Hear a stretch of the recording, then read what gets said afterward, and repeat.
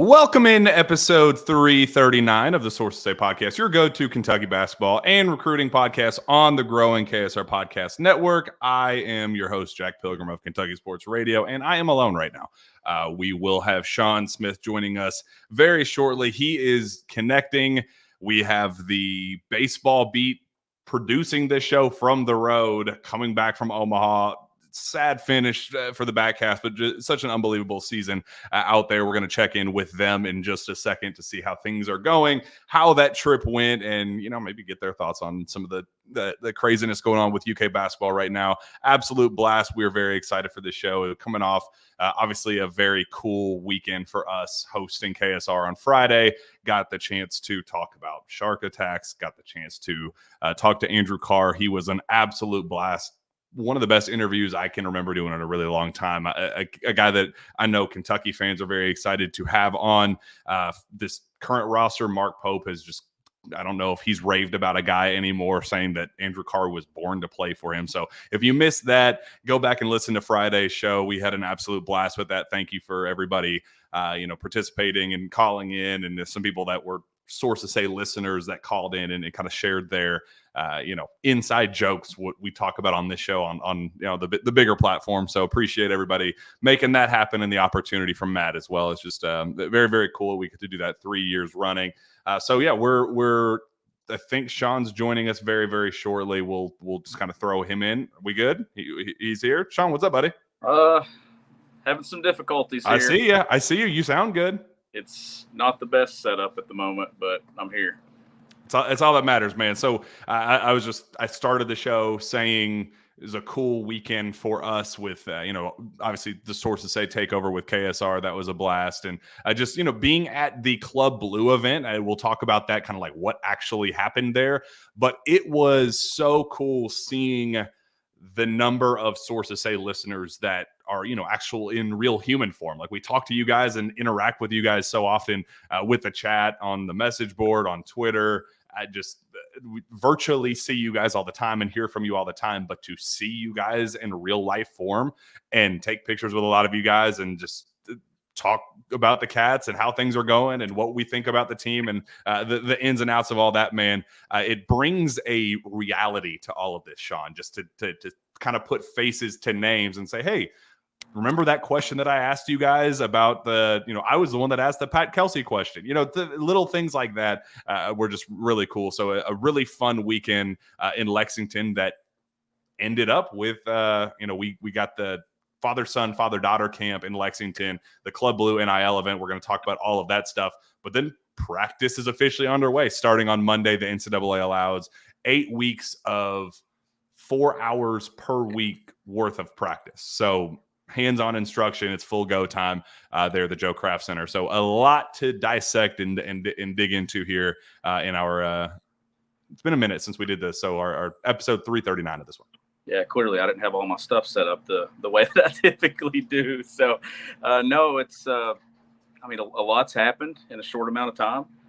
And you and I talked last week about needing to get on here and kind of talk about it all. And you got a firsthand experience at looking at this team up close, and not anything on the floor, but just interacting with BBN and kind of just seeing all the faces together, Jack, which I'm sure was a cool experience that you talked about before I got in here. So that was step one, getting everybody to campus. Rosters here. Now they've started workouts, and we're going to start moving into the summer and some things that we're looking for before the season's here. And before we know it, Jack, it will be here. Like, this is the next checkpoint is getting through this, and then we're really talking about some basketball soon. I was really excited to see them kind of up close and personally for the first time, because I don't know what this staff looks like, kind of mingling with the fans and with the players, how they interact with one another, what a 12-man roster looks like that's completely starting from scratch. Nobody coming in from Grant Darbyshire and Walker Horn were there. That's literally the only holdovers that we had from last year's group. So I was thrilled to just see what this looks like. What is the dynamic? Who were the kind of bigger personalities of this group? How do they interact with the fans? Who kind of stood out as leaders? What about the staff? We know about the actual staff hires with the full-time assistants, but what about the support staff? What about the guys kind of making things go, kind of a day-by-day basis? That was the stuff I was really looking forward to seeing. And some quick takeaways from me personally. I think that it's a fun group that I told this to somebody that worked at UK, that it didn't feel that there were any egos anymore. It felt like everybody there was there for the right reason, Sean, that there was nobody there just kind of watching their watch and saying, what time do I get to my dinner reservations tonight? When can I get out of here? Check this box so we can move past this, the stuff I'm contractually obligated to do while doing this job. You got that vibe in the last several years around that program, where some of the off-season stuff was just, a formality. They didn't have to, they didn't want to be there. Everybody in that building was jazzed. They didn't want to be anywhere else in the world than right there in that moment with the fans. And you could tell the way they were soaking in the stupid knockout games and let's show these young fans how this NOAA shooting system works. And, let's teach the players the CATS cats chants, the young fans teaching. It just felt like a community experience that everybody was all in for. And that's what you want to see. It just, there were no egos, nobody there for the wrong reasons. Everybody was just, it was awesome. It was a really, really cool experience. Some of the players that really stood out to me, I talked about Andrew Carr in our interview with him on KSR. Him up close and personally was awesome, seeing him interact with the guys. Lamont Butler, I think, is going to be a very clear leader. They kind of did this film study of sorts with the fans, then took them into the locker room, and they did a halftime speech where they're down 10 at halftime of the championship game against UConn, and they have to rally the teams to victory in the second half. And you kind of got their personalities, and Andrew Carr kind of being the analytics nerd as a coach, and Lamont Butler being the high intensity. You're turning the ball over too much. You're giving up 10 offensive rebounds in the first half. Are you kidding me? You got to see them kind of be themselves, and you just got good vibes, man. It was a really good, positive work environment that you didn't totally get that vibe in recent years under John Calipari. Yeah, and that's, we knew names and we knew stats and we knew other things about these guys, but Jack, you hadn't really got to see them move around, interact, and kind of how their personalities are. And you got some of that over the weekend, and you get some of the reaction and interaction with the fans. I hate that I couldn't be there.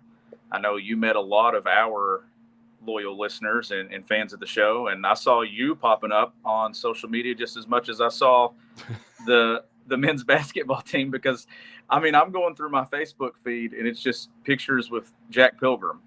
And it was usually the first photo that was posted. It wasn't the photo with anybody else that was posted. It was a photo of you. And I was like, man, I really missed out on this. But no, I just feel a sense of energy and excitement that we just haven't had in a bit here. And I think a newness to this, and that being kind of obviously we had the press conference at Rupp Arena earlier this spring, but getting the team on campus and them being all in one place, and fans being able to meet those guys and see them and see Lamont Butler and all these other pieces at Kentucky's roster, and also Mark Pope, and kind of being like, okay, this is what you have committed to. This is what you helped us land. This is your roster. And I think that there was maybe a sense that Kentucky fans felt like they played a major role in getting those guys here, Jack. So I think that was probably the real kickoff of this thing, was everybody being in a building like that together and interacting. And the coolest part of all of this for me, well, there are two really cool parts. One was, did you see the Luka Doncic, Kerr Kriisa comment? Yeah. I want to know what Luka did to Kerr to make him enemy number one moving forward. It's hilarious to me. Every single chance he gets gets an opportunity to throw a shot at Luka, he does. It's the funniest thing in the world to me. A fan like this sweet young fan said, "Who's better, you or Luka Doncic?" And Kerr says, "Oh, that's an easy answer. It's Luka. Luka is still in the league while being completely out of shape, so good for him." It's like, damn, kid, Luke is in the NBA Finals right now, getting just shot after shot after shot thrown at him by the national talking heads and ESPN just constantly. And then he's catching strays from Kirk Risa at the Joe Kraft Center. It's like, damn, dude can't catch a break. And then there's another kid that, it was the way it was set up was a Q&A session with the entire roster. Kind of going one by one down the row, and everybody, who's your favorite NBA player? Oh, my favorite's Kevin Durant. What's your, why did you pick Kentucky? Some generic questions and answers. They get to Walker Horn, and this kid just says to Walker Horn, "Do you enjoy not playing?" And Walker's like, "Great to meet you too, kid. Like, I don't know what I did to deserve that." He played it off really well and was just like, yeah, I just love this experience and being a part of BBN. He played it off well, but everybody like standing at the kids were kind of giggling behind, up close and personal, and the adults were in the back of the room going like, damn, that kid's just throwing shade for no reason. But it was just really cool to see that part of it. But during all of that, Sean, Mark Pope is going up and down and back and forth to his office and coming back, talking to 2026 recruits. The open contact window opened at midnight that night. And again, that's for the Eastern time zone. So think about the Western time zone. I mean, 3 a.m. is our time, is midnight on the West Coast. So the whole staff is having to stay up. So the father-son camp opened at like 4:30 Friday, lasted until 9-ish or so. And the staff maybe caught a quick nap or whatever, but they were at midnight reaching out to these 2026s directly and having to, go through their whole Rolodex of kids that they're interested in talking to all the way up through 3 a.m., then wake up back early in the morning to get to the Joe Kraft Center for part 2 of the father-son camp. And then, in the middle of kind of juggling all this stuff and talking to the kids and going from drill to drill to drill, running back up to the office with scheduled phone calls with 2026 kids. So they had so much on their plate this past weekend, starting with the camp Friday, all the way up through 3 a.m. plus talking to kids through all the way out on the West Coast, waking up early in the morning, doing all these drills, bouncing phone call after phone call after phone call, then going straight into the NIL Club Blue event, the New Era event at the Alltech Arena, Kentucky Horse Park. That was through 4:30, 5 o'clock. Probably get some semblance of relaxation that night. And then early Sunday morning, they have the father-daughter camp on Father's Day. I don't know how they do it. I was exhausted after a full day of leaving the house at 8 a.m. and getting home at 6, being at 2 events. I couldn't imagine stretching that across 3 days while talking to these 2026 recruits. It was a lot, but for Pope to kind of manage all of that and how he managed it, and kind of, he would go do a meeting and then come right back and said, I just talked to a 2026 kid that I think is a perfect fit for us at Kentucky. They have all the same characteristic personality traits that the current roster has. He just juggled all of that so well. I don't know how he did it. I would have mentally broken down, Saturday at noon at that point. Yeah, that was a lot.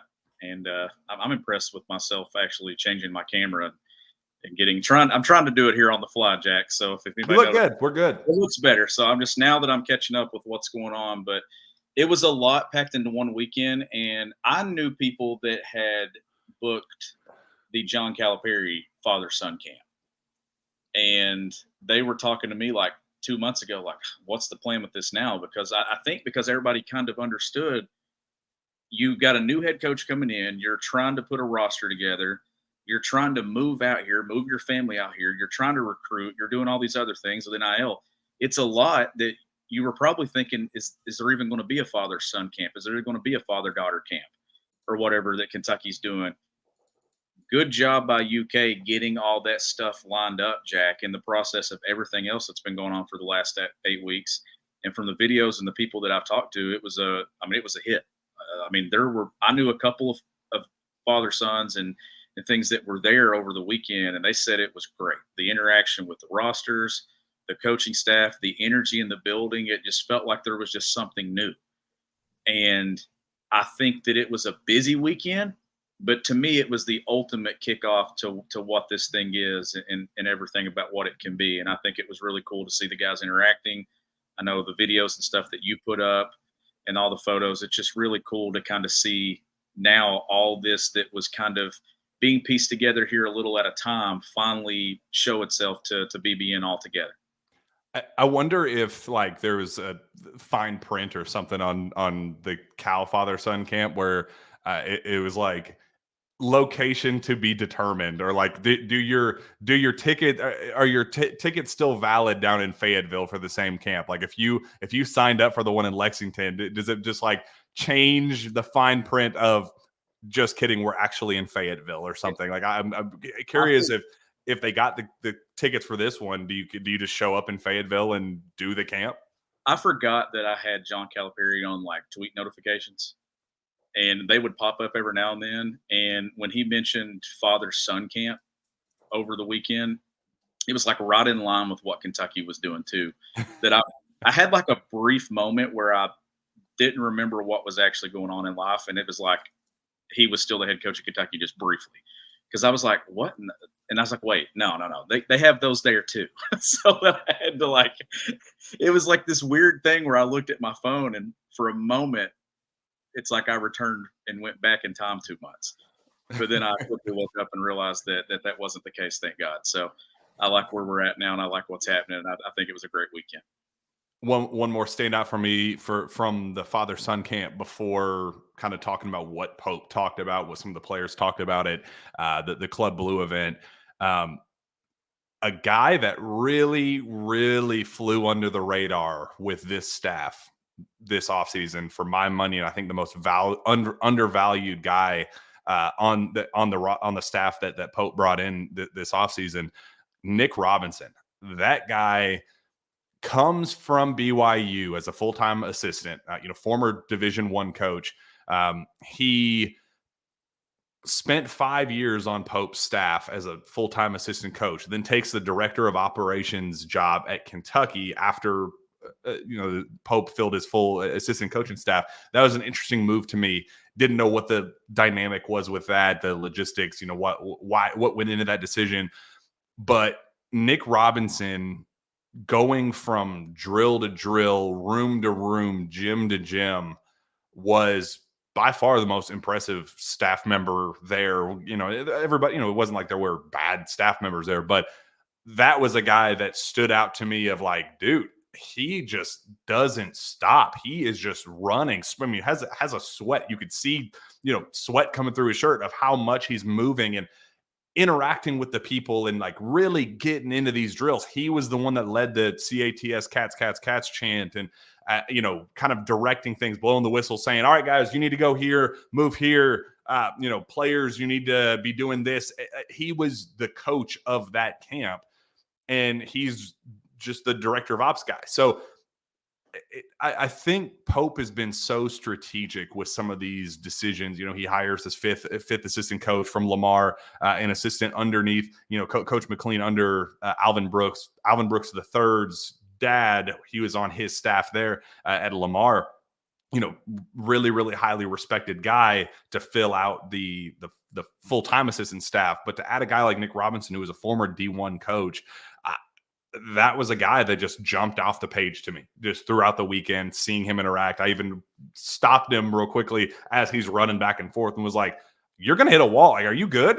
I have not seen you stop moving in 3 hours since I walked in the door. And he was like, we're having fun, baby. Just, that we want to be here. This is a fun, I don't take this stuff lightly kind of mentality that they all had. But that was a guy that, I'm just, if there was so much trust in him as a full-time assistant at BYU and you get him as a director of ops role, like he's going to have a bigger, different role. It's going to be less on court coaching, more kind of behind the scenes logistics, kind of scheduling, kind of a bigger picture role, still very important, but just different.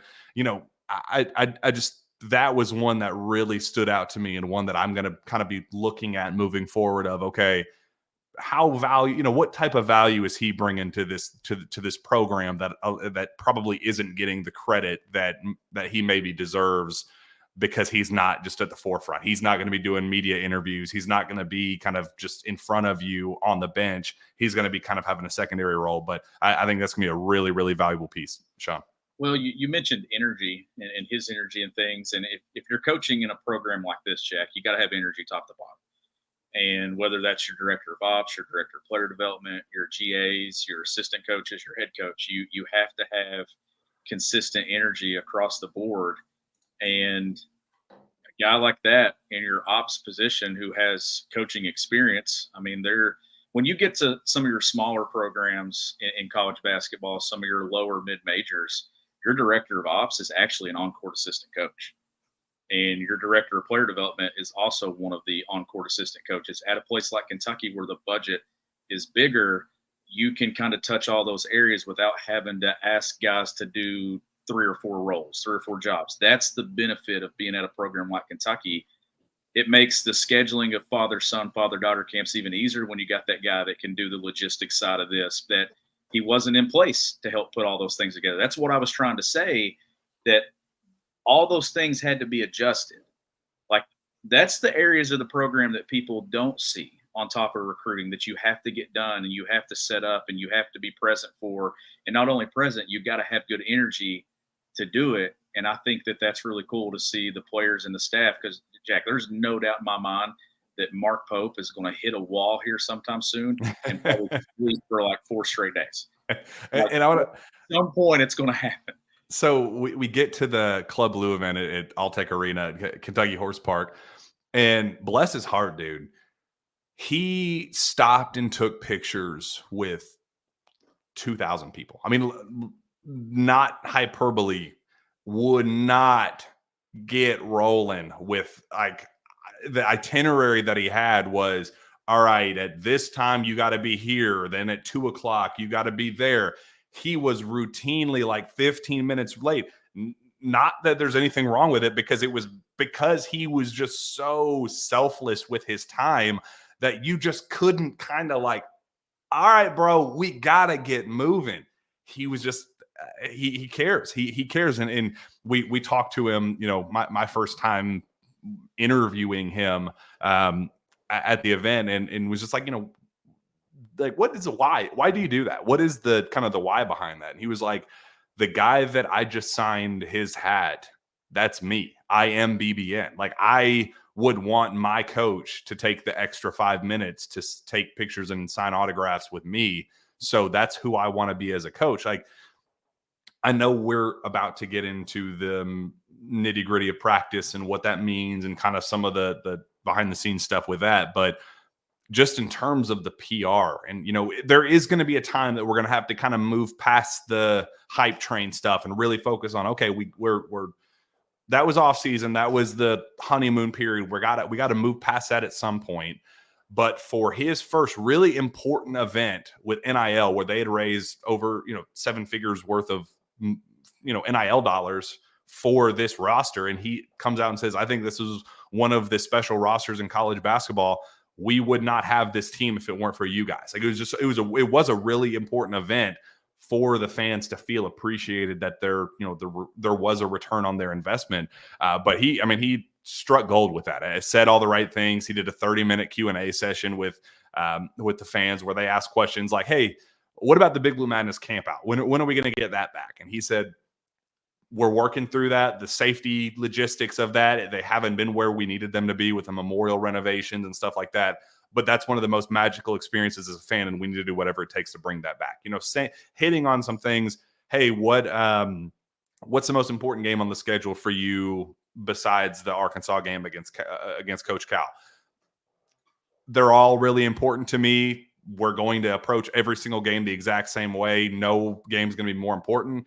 Me personally, I'm excited to be in Manhattan for Christmas in the Ohio State game at CBS Sports Classic. Just saying the right things for a fan base that, was looking for that return on investment. So I think he absolutely nailed it. I think the players did a really good job. They mingled and interacted with the fans really, really well. Talking to them, Kobe Brea was like, I signed here because this is Kentucky. I grown up dreaming of playing at Kentucky. Travis Perry had a line wrapped around the building for him. It was like, this is what I wanted. This is what I thought of when I signed here.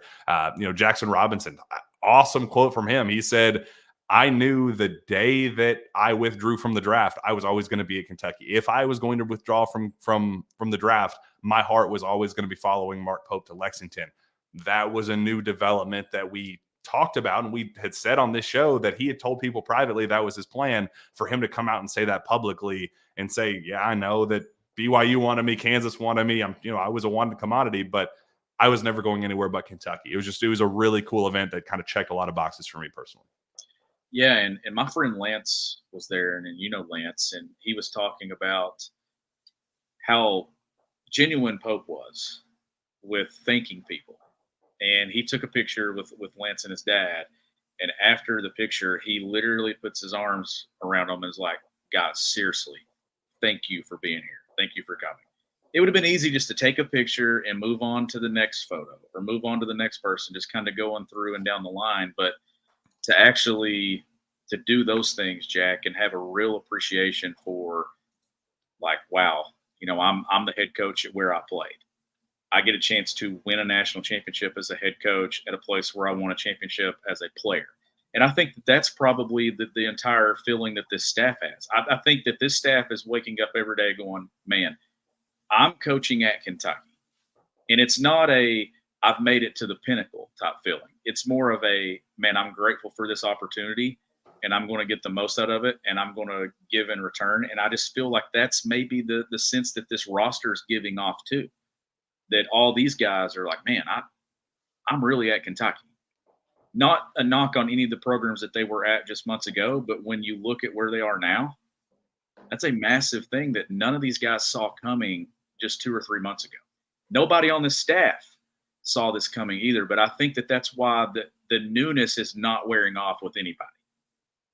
There's no getting comfortable. It's more just, man, I'm seeing how special this truly is, and I want to get this right, and I want this to be good. And I think that you're getting so much excitement from fans to coaches to everything, Jack, that it just feels like the newness is here, and it's not going away, and that's such a good feeling.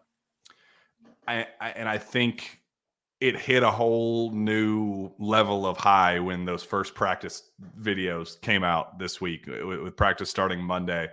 Buddy, let me tell you, these early practices, it's going to be a minute before we start getting, hey, Andrew Carr is a whoa buddy star for us. Oh my gosh, I don't think people are talking about Colin Chandler enough. So those conversations will be had, but that's probably going to be a July thing. That these first few weeks are so important for laying the foundation and kind of getting the terminology, the verbiage, the language right where it needs to be to kind of lay the foundation before we could start getting into who's a standout, who's this and that. But you got to start somewhere. And the excitement and energy that you see from just the very quick clips that have been shared already, people that I've talked to behind the scenes, there is just kind of this like giddiness, this like, okay, we're finally doing this. Like, we know that recruiting and who we were going to sign and those questions were the biggest ones that we had this offseason of, yeah, Pope has the X's and O's and he has the coaching acumen, but can he bring dudes in? Can he build a contending roster? That's what remains up in the air. He does that. And now we kind of get the easy part of this, where this is what you hire Mark Pope to be, is to kind of lay the foundation and get this kind of these early practices going. So I think there is kind of that excitement of, we got our guys, we got the group. Now we actually get to see them come together and become something. What is that? What does that become? And, we asked Mark Pope what that looks like. What are you hoping to get out of these early practices and laying the foundation? He said, this is a really tricky part, because this does kind of determine, we like this group, but these early stages determine if we're going to hit our potential. Like, what is our ceiling? Those questions are answered right now. That's where they kind of get the foundation of, okay, maybe this guy's better than the Reed Shepherd conversation of last year, where the word starts leaking out of, okay, if Reed is this and Rob is this, and you kind of just get what you expected of DJ, Aaron, and Justin, then what can the team be? Those kind of conversations start today. So, Sean, my question for you, what are you looking to see out of these 8 weeks, especially early on? You get 4 hours of practice a week, on-court instruction a week. What you as a coach, how would you be using that 4 hours of time, and what do you hope that they get out of these weekly practices? Well, it's different than last summer, because last summer you were trying to gear up to get ready to go to Toronto and to actually play competition, and you had to put some offensive things in. To me, Jack, I don't know if what this team's doing right now is really improving anything that we're going to see on the floor as much as it is just getting to know everybody and building relationships for the next few weeks and getting a familiarity with the coaching voice. Like that voice in the hallway of the Craft Center is different than it is on the court. And you got to be able to get used to those guys. Like, this is an entirely new staff, and guys on the staff, Jack, are finding their roles. Anytime I can tell you as a head coach or an assistant coach that I've been in my time in my career, when you enter a new place with new faces you're working with and you don't know them, even if you do know some of them, changing the environment, guys have to get comfortable in it. And not only do you have players getting comfortable in it, you have coaches getting comfortable in it. And I think that's what I'm looking for and will happen over the next few weeks, but just working on individual skill sets. I mean, these are guys that have played a lot of college basketball, Jack. They're very good college basketball players that I think are going to pick up things pretty quickly. And it helps that you got a guy in Jackson Robinson that can lead the way, that can pick up the things and whatever that you're doing. And it's about this too. Another thing that happens at this point, and this happens with incoming freshmen or new players every single year in a program. You got the concepts. You're teaching the concepts, but your language is different. What do you call certain things? How do you label spots on the floor? Do you call it the midline? Do you call it the gray line? Like, all those things and areas, like, those are the things. The concepts are the same, but the language and how you present it to your roster isn't. And those are the things that are probably being established and set right now, because look, you got guys that have played at West Virginia. You got guys that have played at Wake Forest. I'm telling you, there are so many different ways to coach the game of basketball and the terminology of it. Mark Pope, building the culture, it's Kentucky's culture and what their language is in the Joe Craft Center, and that's what's being established right now. And we got our first identity question answered for us, what that looks like with the mic'd up segment that Mark Pope had. We saw it. We kind of knew it was coming, because this is such a clear identity of Pope at BYU and what we've seen ad nauseum in the best way for him out in Provo. Catch and shoot threes. We want them in transition every time. Every possession, all game, we get to catch and shoot a three. We'll take it. I love you attacking. I love you punching. I love you skipping. I love all of those things. This is a team. This is a roster. This is a team. This is a system that they're going to put pressure on you at the rim, and they're going to put pressure on you in the corners in transition. You got shooters sprinting the lanes. You got a rim runner. You got guys stepping in that can take shots in transition out of a trail spot. Like, it's going to be really beautiful basketball. And the ball skipping and moving across the street, up the street, doesn't matter, Jack. Like, this is going to be fun to watch. And Kentucky's going to get some early looks that maybe they haven't gotten in the past that fans are used to. Like, you're going to see some transition threes. You're going to see some really fun, creative sets and stuff in the half court that Kentucky's going to do. Like, it's going to be a lot of fun. And I'm just excited to kind of see what the roles end up being for these guys, because that's not getting established right now. Like, that's going to be when we get into the exhibition schedule and you get into that first week or two of the regular season. But right now, you're training guys to play the way you want to play. You're training guys to get used to the way you want to coach. Whatever your verbiage is, whatever you're saying, I guarantee you there's X's down on the floor at the Joe Craft Center, and they're getting to the spots that they need to get to offensively, because Mark Pope and this coaching staff is drilling it, that you get to this spot, you sprint this lane, you do this, you look for this. And I guarantee you there's probably a lot of film being broken down too. I love how you guys are talking to each other. If you guys will be obsessed with learning this game together, like learning us, we've got a chance to be super special.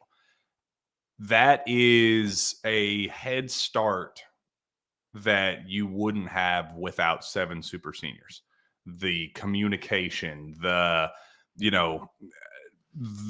level of the game is when you're getting a kid from high school that has never been a communicator, that's never been, when the world revolves around you for so long in your life, you never know what that extra level of one more looks like. You never kind of get to that point, and that's the building blocks that you lay now. And as we saw with the Cal teams, that's why this team has such a chance to have a high floor, because you don't have to worry about the communication. You don't have to worry about guys talking or being selfish play. You expect that from a group of 7 super seniors that they aren't here for, I'm coming for 45 shots a game. Like, they're coming for these right reasons. So for them to kind of day 2 of practice to have that already here for us, I think that, as Pope said, it's early. It's so early that you're really not even doing a whole lot structurally yet. Like, they'll get there, but they're just kind of learning each other, getting their feet wet. Like, that's what this process is right now. But for them to kind of be, they're already at second base going into this, instead of being a nervous freshman shaking at the plate, hoping to not have a 100-mile-an-hour fastball come straight down the middle on them. Like, that's the issue with a lot of those teams that this team will not have to deal with. Yeah, you can't coach scared. And I'm willing to bet that these guys have played so much, Jack, that none of them are scared. But when it comes to talking and kind of not even really being in a shell early and kind of already being outgoing and being vocal, a lot of it is because of the experience. Let me tell you what a lot of it is too. There's dudes that have proven themselves at other programs that are power programs that you got a roster full of them and nobody's kind of carved out their role. So you have no choice but to kind of, everybody right now, I guarantee you every single guy in that locker room right now is trying to be an alpha. And I'm okay with that. Mm-hmm. Because you're establishing yourself and you're establishing an identity of who you are. And then it's up to the coaching staff to kind of key in on that and kind of mold it and piece it how they want to. But right now, you got a lot of dudes trying to prove themselves. Outside of Jackson Robinson, and he's got to prove himself to this staff too in this program. But those other guys are trying to prove it as well for the first time, and you want to leave a good first impression. But when you've got that many super seniors, plus some talented pieces coming in that, when you look at, there's a couple of guys that aren't super seniors. Jack could be the guys that actually pop on this roster that could live up to some of that hype and potential in Colin Chandler and Otega. What does Otega Owe end up being in Kentucky? Like, when you look at him, he looks physically put together out there. Like, he looks really good on the floor. Like, that's a guy that's going to be able to be disruptive defensively and touch the paint and stuff with strong shoulders and make some things happen for Kentucky. But you got a lot of guys trying to establish their ground. And I think that that's a really good thing. Where last year it was such a young team that we knew the guys that were hyped the most. Yep. There were guys that went into Toronto last year, I thought, that played with a chip on their shoulder or went into the season feeling like they had to prove something where maybe a couple guys didn't think they had to. In this case, every single guy in that locker room has to prove it, and they're trying to prove it right now. And that's why I think you're seeing this team be so vocal, and I think it's going to carry over. Who is the one guy that, if we are talking about him as a rumored name that is like turning heads in workouts and going, oh, he's farther along than people expected, who's the one guy that, if he does that, the ceiling for this team kind of becomes something that we're not really thinking of right now? To me, it has to be a guard. I just feel like that it's got to be one of those guards. We know Lamont Butler's got a ton of experience. He's hit a big shot, one of the biggest shots in college basketball history to get them to the national championship game. But when you look at him and you look at Kirk Rissa, you look at Otega Owe, to me, those guys, that's the positions on this roster that has to be good. But we've talked about Andrew Carr. Andrew Carr is the guy that we know what the potential is. But I've always, ever since this roster was put together, I've looked at Otega Oweh a little bit differently because I just think that he's going to be able to do some things alongside this roster that he didn't do at Oklahoma. The spacing and all the things that Mark Pope is talking about, advancing the basketball and taking shots in transition, Jack. Listen, if Kentucky grabs a rebound and that thing is down the floor in 3 seconds and it's in the hands of one of these shooters, a Kobe Bryant, and he's pulling that thing, you knock down a couple of those things early, or you're sitting in the corners and you got Otega Oweh or Lamont Butler getting downhill, you got to hold the help because that guy can knock it down or that guy can knock it down. That's why I think a guy like Otega Oweh can take another step at Kentucky, given the spacing and the environment he's going to play in. Plus, I think he's going to be able to knock down set open shots as well. But getting into the paint, who are the guys that can get to the paint on this roster? You need a couple, and if whoever those two are, I think are just going to be able to kind of do what they want because of the spacing that's going to be opened up by the other guys on this roster. I think it can't be one of three. It can't be Jackson Robinson, it can't be Andrew Carr, and it can't be Kobe Bryant, because those are three guys that you demand that. You expect them to come in and have their roles are so clear for this team that they kind of have to be that for this all to work the way it needs to. So I don't want to hear anything about those three because that's a given. For me, it has to be an Otega Oweh. It has to be for me. I'm kind of looking at either Amari Williams or Brandon Garrison, one of those two. And maybe I kind of even lean Brandon Garrison because you kind of know what Amari Williams is. You know he's going to play 22 minutes, give you 2.5 blocks a game, 10 and 6 a game. Like you know that's going to be the baseline for Amari Williams. I feel pretty confident about what he brings to the table in terms of a floor. Brandon Garrison's kind of the X factor. He could really be kind of anything because he has the potential, but he does kind of have a sample size of production that he put together some Big 12 matchups that were like, whoa, baby, you could be something pretty darn quickly. If we get updates about don't be discounting Brandon Garrison as our starting center, I think this team goes very quickly. So is this the episode where I say what I said to you the other day during a commercial break of KSR? Yes, do it. I was kind of regretting that you didn't get that chance to say it because I was like, but those 2 hours just go by so freaking fast, man. You think that you have an extra 30 minutes and then you hear the final closing music and you're like, oh shoot, all right, bye. It sounds good. Thanks for everything.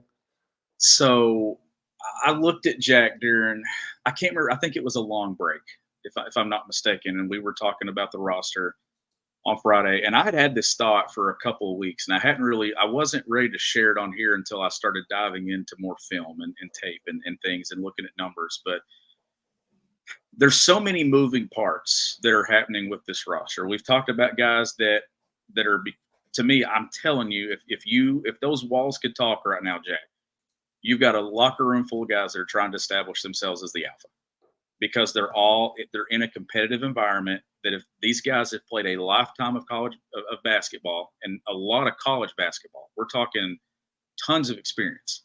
So you got guys that are probably trying to establish their ground.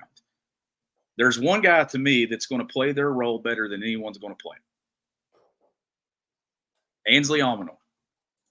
That guy to me is already, and I don't want to say pigeonholed because I don't want to think that we're handcuffing him and possibly of what he could be potential wise.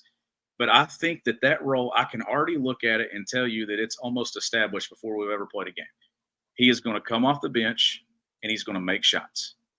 And he's going to take effective shots because of the pieces that are around him. And the guys that can make plays because of the talent level, you're going to see a guy that had a lot of success at a program prior to Kentucky, but I think he's going to be talked about more for what he does at Kentucky than what he did in the past. And it's not to be a star. He's not going to be a first-round draft pick, probably even a second-round draft pick. What he's going to be is he's going to be a star in his role. When you turn on the tape, he will star in his role to me almost better than anyone on this roster.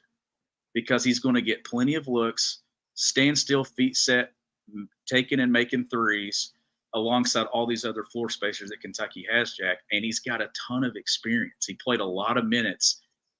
Does he get the 20, 21 minutes a game? And when he's out there, he's going to make shots. Like, that 3-point percentage was already really good.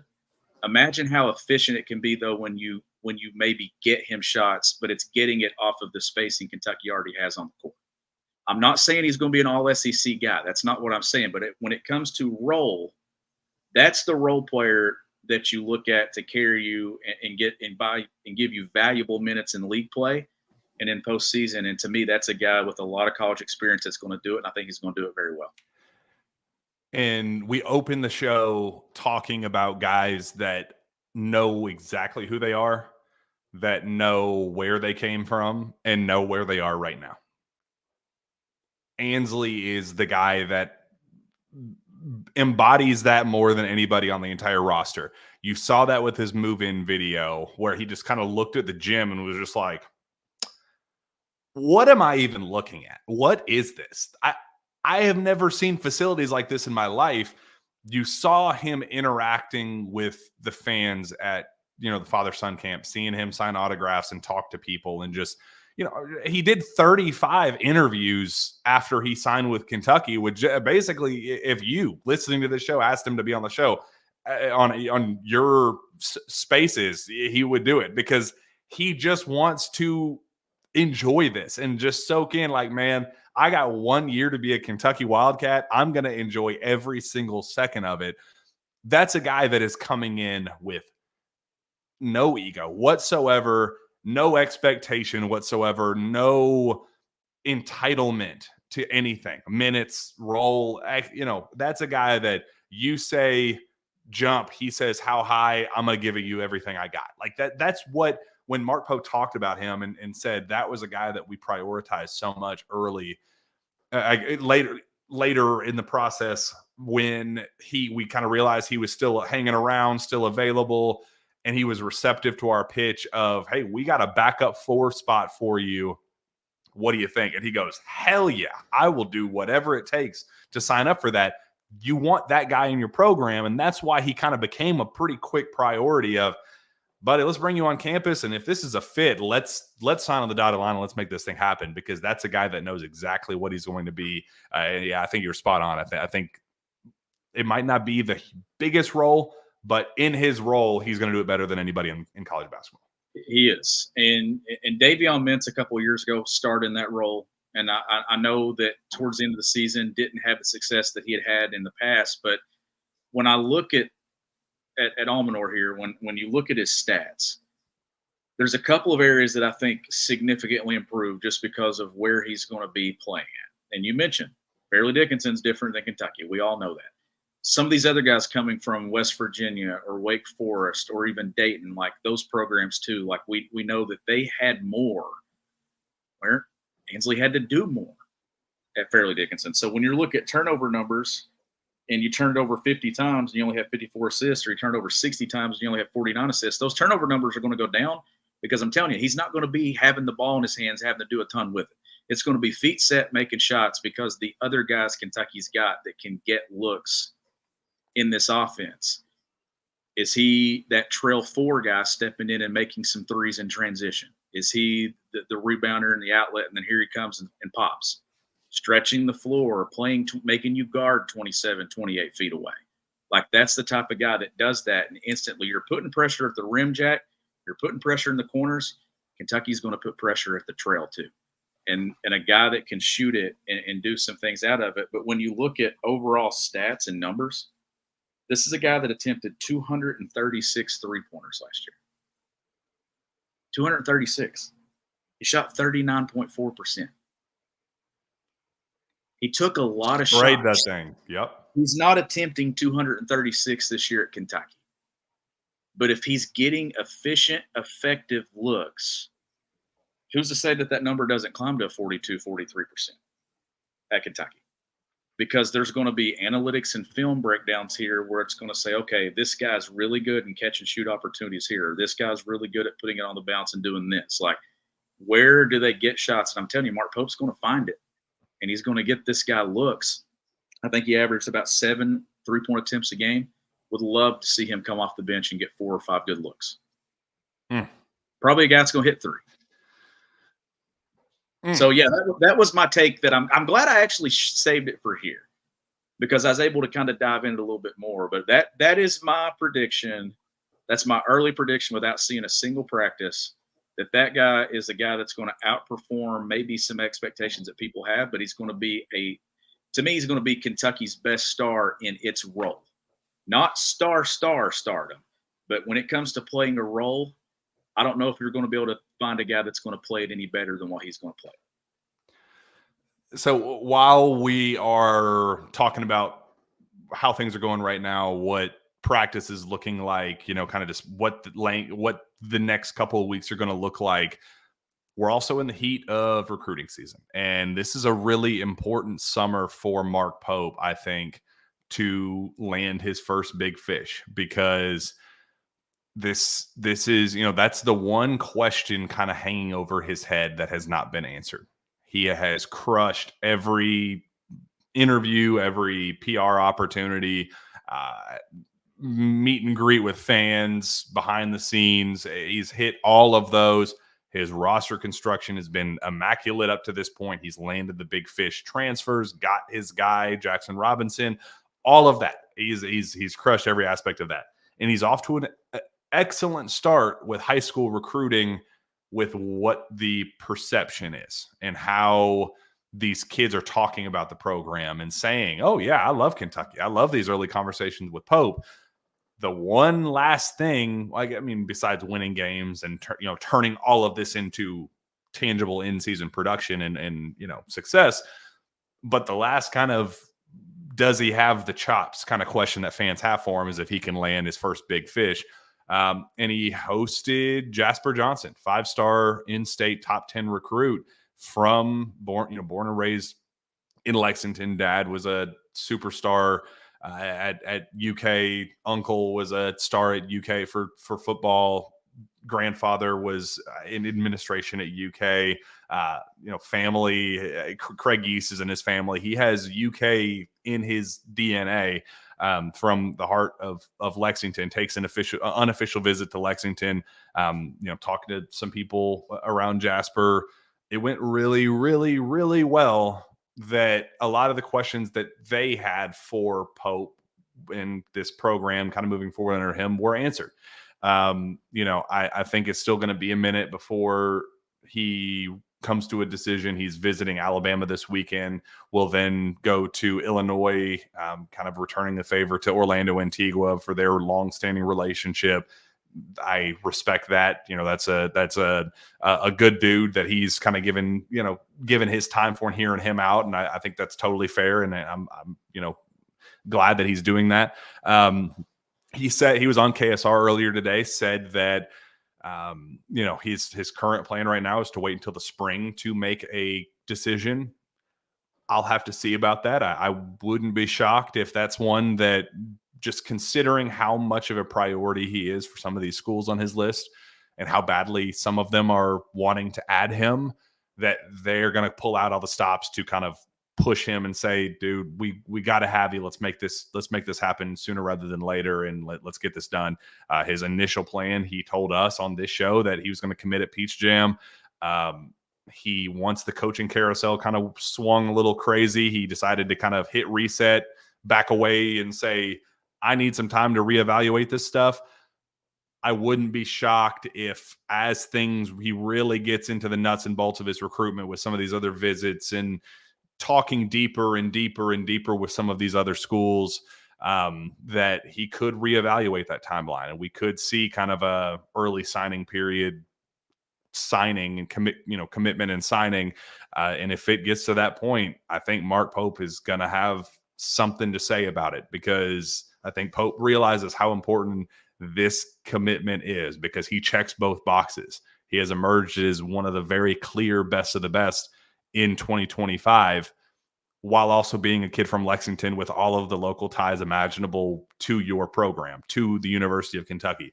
So you've gotten your eyes on Jasper often. there is a very real chance that he kind of is the anchoring piece for Mark Pope and kind of gets this thing rolling and kind of gets that monkey off of Pope's back of, can you land your first big fish? Pretty convenient one to be in your backyard as a top 10 recruit, clear 5-star, one of the best guys on the EYBL circuit, just went to USA, won a gold medal, in Argentina with USA basketball. That's a guy that you got to have in your program. I think Mark Pope realizes it, and he's kind of pulling out of all the stops.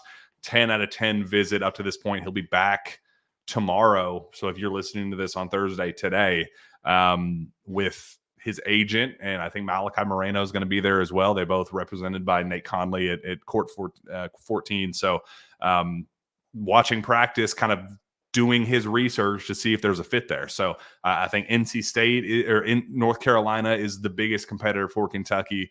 I think Illinois, Alabama, and Auburn are probably the other biggest competitors. But I think UK, UNC are kind of fighting neck and neck as the top dog. And I think Pope is going to do whatever it takes to kind of make a statement and sign the kid out of his backyard. That's what I was going to ask you, if you think that he could be the first big splash, for Pope, that guy that he goes and gets, that just maybe puts to bed some of the questions when it comes to, can he recruit elite talent? I know even if he wins this one, there'll be some who'll say, well, he's an in-state kid, he's a Kentucky kid, but you are going up against North Carolina, who they've had momentum in its recruitment. He likes North Carolina. Yep. Like, who wouldn't like North Carolina? I mean, North Carolina, Kentucky, Duke, Kansas, those programs, Jack, like anytime those programs are on the list, I mean, they're a threat. It doesn't matter to me who it is. So, but no, Jasper is a guy, Jack, that just continues to get better and better. And that development that maybe a year and a half ago, where we had our eye on Jasper, what he could possibly be, he's checking all those boxes. And he's living up to the ranking and living up to the hype and what he can be. And then he's put on performances at Peach Jam and on the EYBL circuit every single weekend throughout the spring. Like, that's a guy that's popped. Would be a great starting piece. It doesn't have to be the first guy you get in the class, but that headlining piece of an in-state talent, do you pair him with a Malachi Moreno? Like, you get a couple of in-state pieces there as well. But I think that obviously you're seeing Pope go all in here. You're seeing him establish that relationship that wasn't there to begin with, that was there with the previous staff. It's not taking long to whoever's in that seat at Kentucky. There's obviously some connection and some love there from Jasper and his family that Mark Pope, he's going to have everything it takes to get the job done. It's just, will he get it done? And I think the one kind of thing that was, I guess, not working in Kentucky's favor up to this point with Jasper was Jasper didn't want to be viewed as just, that's a layup for Kentucky. He's an in-state kid. You have kind of the edge just because, you don't have to work as hard to get him because, well, his dad played here and there's all the family ties that bring you back to Lexington and, UK athletics in the department. They wanted to, if Mark Pope did not push his chips in on Kentucky, he would have happily committed to UNC. He would have happily gone to Auburn. Like, this isn't a kid that is just kind of waiting for the opportunity to just say, all right, fine, cat's out of the bag, I'm a cat. Like, that's not how this kid is. He wants to, make it clear that, like, hey, I'm a top 10 talent. Show me that love. Show me that you're not just recruiting me because I'm an in-state kid. Recruit me as if you would recruit the next 5-star from Massachusetts or California or Iowa. Recruit me the same way that you would for them. And then let's talk. Like, then let's see where this thing goes. And that was such a big thing for Mark Pope to kind of clear early, that was some of the first conversations he had, that when it came time to start talking to high school kids, Jasper was the first phone call.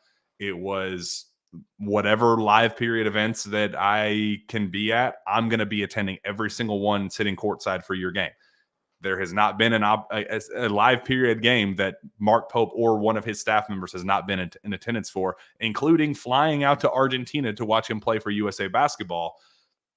The only head coach of the schools recruiting him that went there specifically for Jasper. That goes a long way for a kid like Jasper to say, okay, this isn't just because I'm Lexington's own Jasper Johnson. This is because I'm top 10, 5-star guard Jasper Johnson, who has offers from anywhere in the country and would be a take at Duke, at UConn, at UNC, at Kansas. If I said that I wanted to go there, they would take me without even thinking twice. He just wanted to feel that same thing. And the way Pope and the pace that Pope is kind of going after this, he says that he's waiting to the spring, kind of got spooked a little bit by the coaching staff changes and just how fast everything kind of flipped upside down. I wouldn't be shocked if when the dust settles on this and he kind of gets his groove as, you know, with his recruiting legs back and says, you know what, maybe I don't need to wait to see how Kentucky does this season or how some of these other schools do in this upcoming season. Maybe I can be an early signing period kid. And if that is the case, I think it's because things went really, really well with Kentucky. And I think there's a very real chance that he's the anchoring piece for Mark Pope. And I think it'd be a huge one because he's also very popular, Sean. That's another kind of thing to keep an eye on. Kids want to play with Jasper. That's what I was about to say too, when it comes to that Mark Pope, and it goes back to what I said earlier. At some point, Mark Pope's going to crash for 4 days, and he's going to sleep, and he's going to deserve a vacation. And no one's going to see him because it would have been easy to say, okay, this is a Kentucky kid. This is a Kentucky family. I don't have to go across the country or across the world here, across the globe, and watch him play because he's in our backyard. No, you want to make a statement and say you are a priority. And like you said, it's not just because you're Lexington kids, because you're that good that I want you to be in this program. How much momentum can Kentucky build here following Peach Jam coming up? Like, that's the next big thing that we're talking about in recruiting, Jack. Like, that's coming right around the corner here in a few weeks. And we know that there's going to be plenty of coaches and stuff there along the court. How many guys are sitting there from Kentucky watching these games? Like, does Mark Pope make a statement with some of these recruitments? Obviously, Adidas is going to be not far down the road as well, going on at the same time. I'm sure they'll have people there. But is this a thing where Kentucky kind of goes all in for a game at some point and everybody's kind of sitting there? And how many deep does Kentucky go for a guy like Jasper and some of these other guys that they want to start really getting a leg up in recruiting and these guys? This is where you're going to see Kentucky start to establish their blueprint for what they want to do in recruiting. What they did in the spring, I think, was just maybe building some relationships. Some that were already built with the program, they had to go in and kind of tie their own ribbon on, right? Now they're going to start putting their touch on what they want to do, and I think you're going to see them at Peach Jam in the next few weeks here with live period stuff coming up. And then, what do they do this weekend? I know there's a live period event here in Kentucky that we will be a part of. So do we see anybody there? Yeah, Malachi will be playing Friday, literally 5 minutes away from my house. This is my favorite event of the year because I can barely roll out of bed before it starts and get there. First game at 9 a.m., I could roll out of bed at 8:40 and get there in time for the opening tip. It's the best. It's just the best. I wish every single game on the planet was played at this game in Shelbyville. So I'm very excited for it. Malachi's playing at 4 p.m. I think on Friday. So in a certain Frederick Douglass Broncos will be playing at noon. I'll also be in attendance for that one in case you did not know, Sean. But it's another live period opportunity for, I would expect the Kentucky coaching staff to be there for at least some of that weekend. I think they're going to be bouncing across the country to see a bunch of different ones, but I would expect them to see Malachi at least once. While we wrap this thing up, Sean, I think we are 1 week away today from the NBA draft. And I think that there's, some pretty interesting stuff to talk about with that and just kind of the trajectory of some of these guys and where things are trending.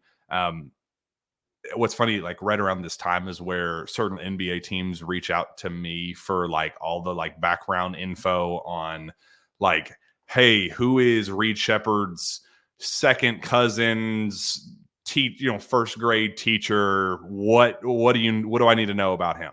Like, I don't know, but they try to get every little tiny detail about these kids for their own, long-term, franchises health, long-term. So in the midst of that, you kind of get caught up in conversations of this kid's going this spot and this kid's potentially falling to this spot, or this team really likes him, whatever. So I think it's, we can talk a little bit about just kind of what we should expect a week from tonight, because I think it is a really important night for Kentucky basketball. Still, Mark Pope talked about the relationship with the NBA isn't going anywhere under his watch, which kind of, fans kind of, the NBA draft kind of became a really kind of taboo topic with this fan base, because early on it was fun to see John Wall walk across the stage and shake the commissioner's hand, and Anthony Davis and Karl Anthony Towns and, some of these other guys, because it was,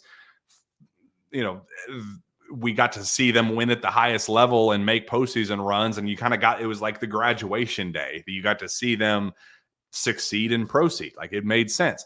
Toward the end, when you got the Shaedon Sharps and you got some of these, EJ Montgomery decisions where you're like, guys that had no business leaving, where you didn't get to see kind of the fruits of the labor that, fans are investing in long term, dating back to high school and watching them the 8 months that they're here, hoping for that end of year success.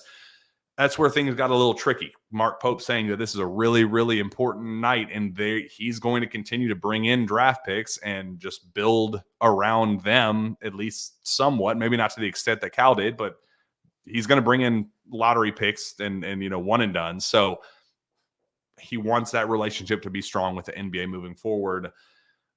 It's looking pretty firmly like Reed Sheppard is a top 4 pick, likely going top 3. Some, could see San Antonio trade up to take him. Houston likes him a lot at 3, but there is not a whole lot of talk about anything but Reed being a top 4 pick, which is crazy to me, thinking of how we got to this point, thinking of where the season started, who he was and his identity was back then, and now saying there's a very real chance that we go to bed a week from tonight saying that Reed Sheppard is a top 3 draft pick in the NBA. Unreal. Rob Dillingham, on the other hand, is a guy that has kind of seen his stock slip a little bit. He's been dealing with an ankle injury, hasn't been able to go through workouts. I was told that he has a couple workouts scheduled, worked out with the San Antonio Spurs today. They like him a lot. But he's a guy that is represented by Clutch, and I don't know if you saw in the news today, Bronny at the forefront of every single media national talking head out there about how he's only worked out for the Suns and for the Lakers, and how they don't really care where he gets drafted. They want the right fit for him. And it's kind of a similar vibe with Rob Dillingham. They want him to go to the best fit for him long-term, even if it means, dropping a little bit in the draft to kind of steer away from kind of losing franchises or bad markets or, certain things like that. They would like a San Antonio. They would like some of these kind of higher profile, don't want to send him to the middle of nowhere where there isn't brand potential. So his range is kind of all over the place, where he could go 5 or 6. He could fall out of the lottery. So that's going to be one to keep an eye on, one that I'm very intrigued by. Talking to some people about Antonio Reeves, he hasn't even worked out with a team outside of the top 40. Like, there's a pretty firm expectation that he is going to be drafted first and foremost, but there's a lot of interest there on that early second round where he'd get a guaranteed contract. So that's one that I'm kind of watching close. I'm really excited about Antonio Reeves. That's a guy that I think has kind of been really undervalued by NBA teams, or at least publicly speaking with, mock drafts and things.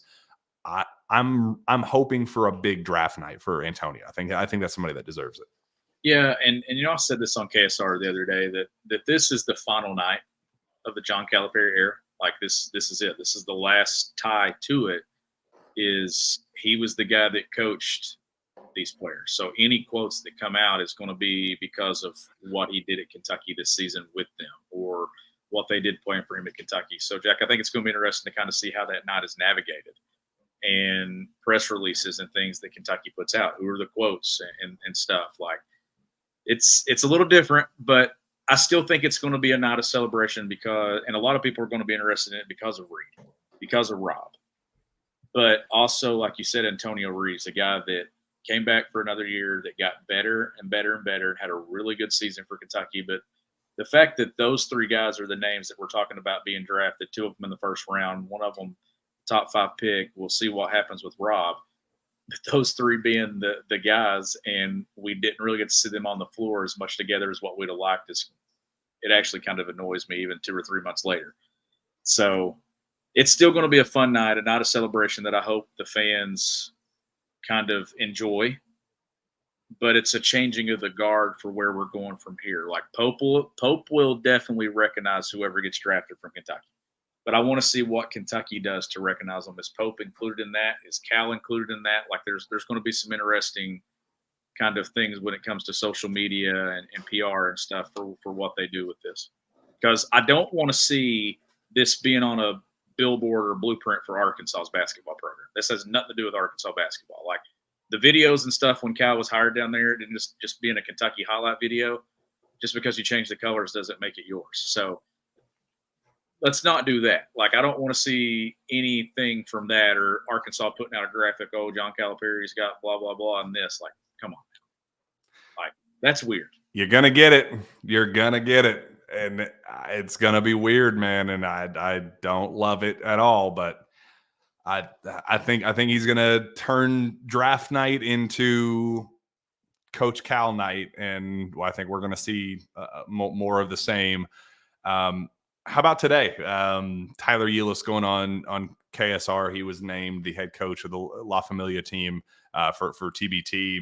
Very excited about that opportunity. Tyler Ulis is, we've had him on this show, my favorite point guard in the history of Kentucky basketball. Have nothing but love for him.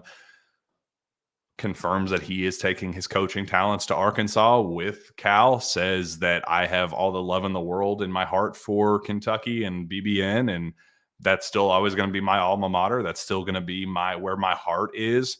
But Coach Cal gave me my first shot. He gave me my first shot as a player, put me into that spotlight to begin with, to let me become the player that I became as a Bob Cousy Award winner, as a first team All-American.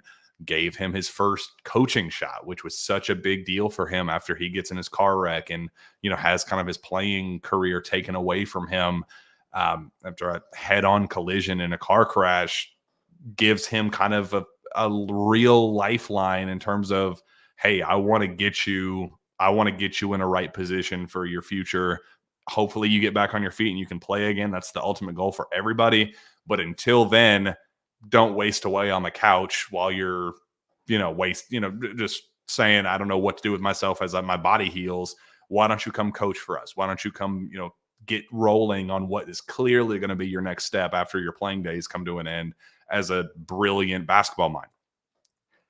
I get it. I understand how Ulis could feel that loyalty to Cal and say, love Kentucky, but that's blood. That's my guy, Coach Cal forever. I don't blame him in the slightest, but that doesn't mean it's not going to be weird, and it doesn't mean that it's not going to sting a little bit more than just about everybody else that we've seen follow Cal from Lexington to Fayetteville. It makes sense.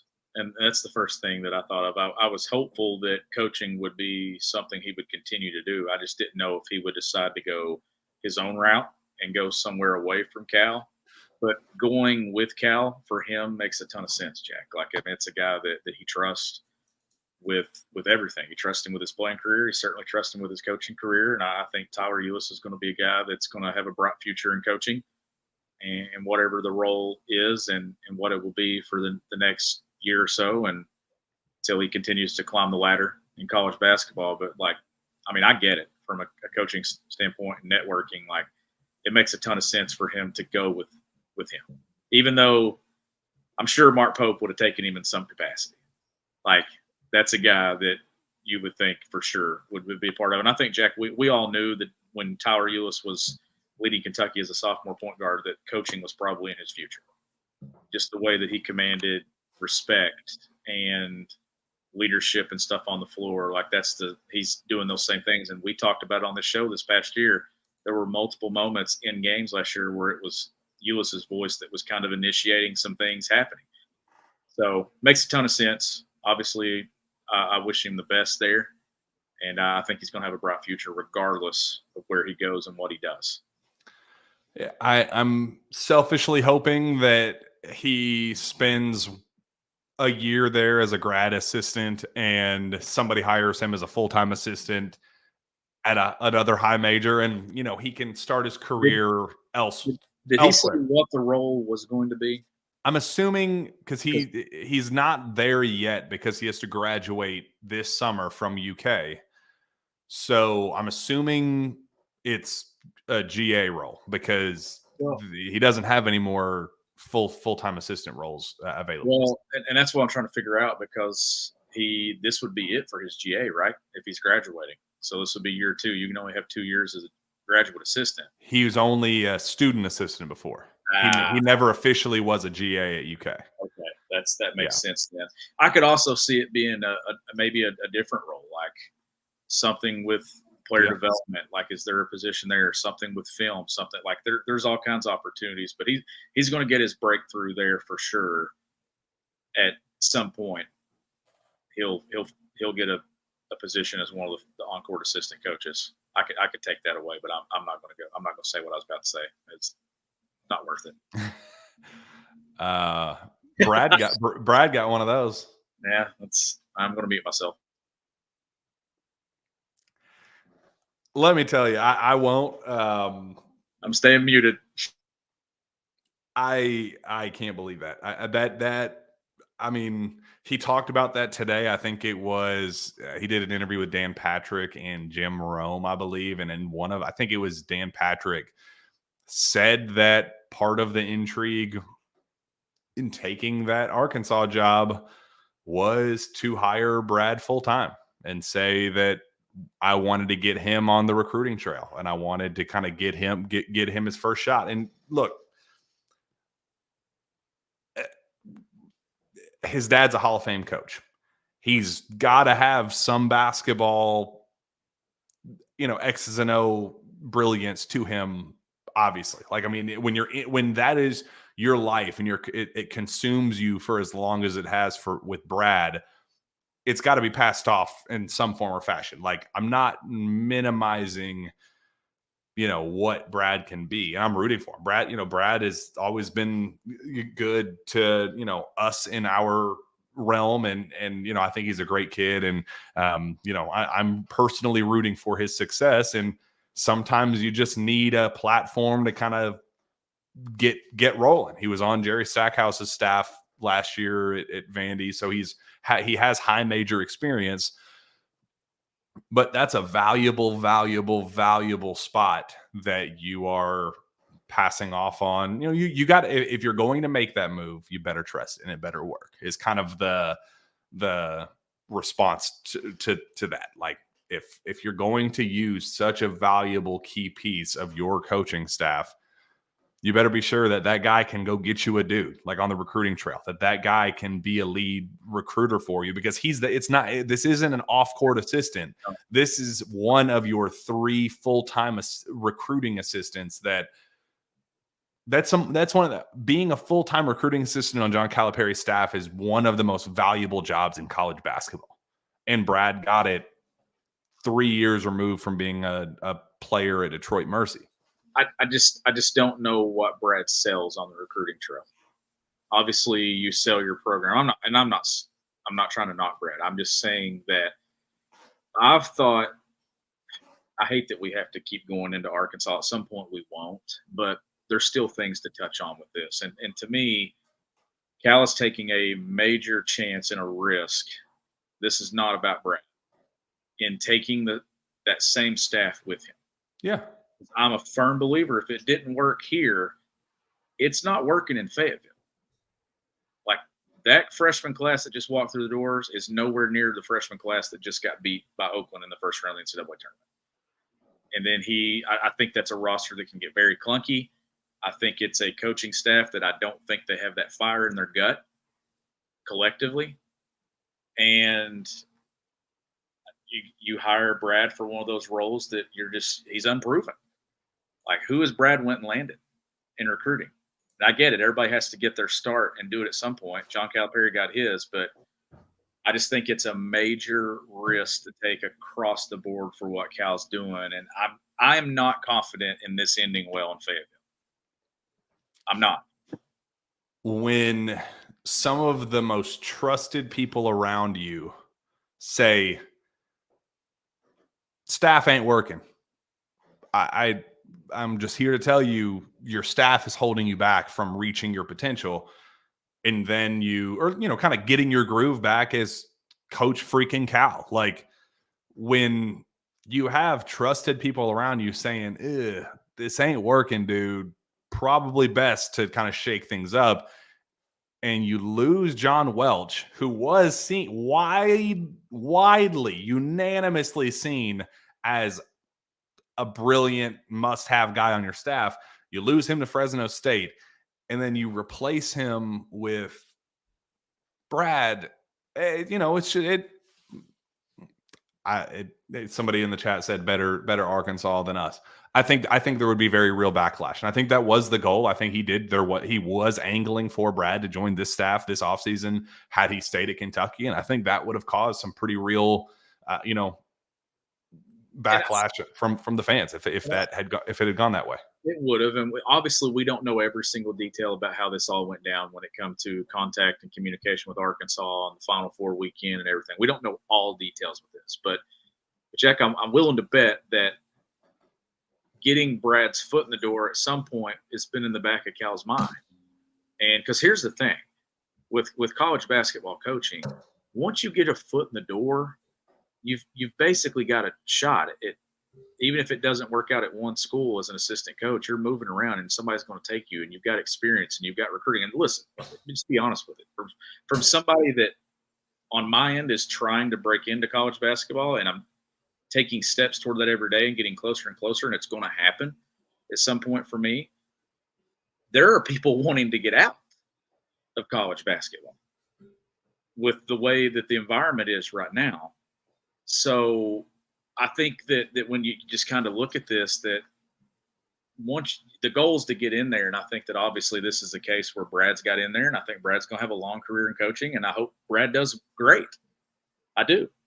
Yep. It's just when you're at this stage of your career and the wheels just fell off the way that they did at Kentucky, I just think that it goes back to that thing, Jack, where I think Cal got so comfortable in Lexington that it ended up, that's why it all fell apart. I don't know how much more comfortable you can get going to Arkansas, where you know that you don't have the expectations that Kentucky has, and you got a staff that you've known, and you've got your son with you on your staff. Like, that's a lot of comfort that I just don't see that fire or that chip bit on his shoulder to really prove anybody wrong. And maybe the first couple of months he does, but when he loses to LSU or whoever in Baton Rouge, and then Kentucky beats them in Rupp Arena or something, like, where's the fire going to be then?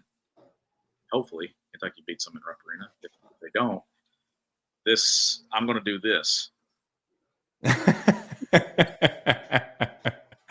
Oh, all right. Well, I'm glad that we have the group that we have in Lexington. I think it's off to a really, really hot start. Couldn't be more thrilled that practice is here.